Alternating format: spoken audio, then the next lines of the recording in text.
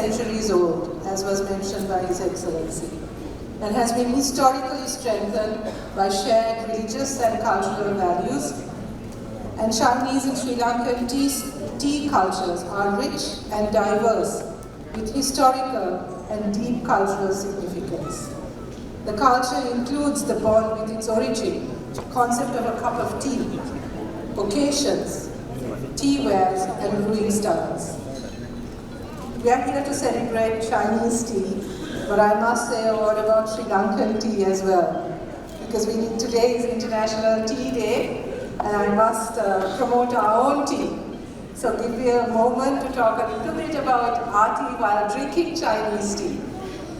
Sri Lanka, as we know, is known to the whole world for its tea, due to its unique flavor, aroma, and color. Sri Lankan tea, known for generations as Ceylon tea, carries behind it a heritage and a success story like no other. It was introduced to Sri Lanka, then Ceylon, by the British on a commercial scale in 1867. Celebrated to be the finest in the world, if I may say so. The unique flavor, fragrance, and freshness of Ceylon tea sets it apart from the rest, even from Chinese tea, I think. In an era where many tea-producing countries are moving towards automation, Sri Lanka continues the tradition of hand plucking, a meticulous, labor-intensive process requiring great skill and care. This method, combined with our island's unique climate, soil and elevation, from the central highlands to the southern rainforest foothills, gives rise to teas of exceptional quality and character. Each region contributes its own subtle variation, resulting in a diverse and superior range of teas for consumers worldwide. This results in a perfect cup of tea to the consumer, which is of superior quality and taste. Sri Lanka was the first country to be awarded the ozone-friendly tea label, recognized under the Montreal Protocol, and is also the first ethical tea brand of the world recognized by the UN Global Compact. The contribution for carbon credit programs and the commitments for corporate social responsibility are significant. While the industry is ILO compatible, it is a role model for the United Nations Environmental Program and fulfills most of the global millennium goals. It is therefore in the interests of the Sri Lankan tea brand to continue to work towards ensuring dignified work conditions and protection for all those involved in production, especially the pluckers who have historically faced many problems and continue to do so even today. This is something we as a government are committed towards. Today, Sri Lanka stands as the world's third largest tea exporter, accounting for approximately 15% of global tea exports. In the face of significant challenges, our tea industry recorded impressive achievements in 2024.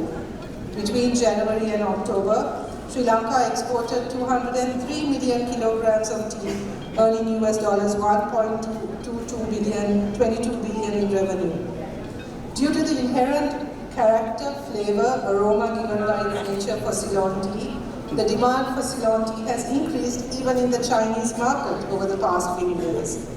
In 2024, Sri Lanka exported around 9.7 million kilos of Ceylon tea to the Chinese market, with a value of nearly US dollars 48.9 million.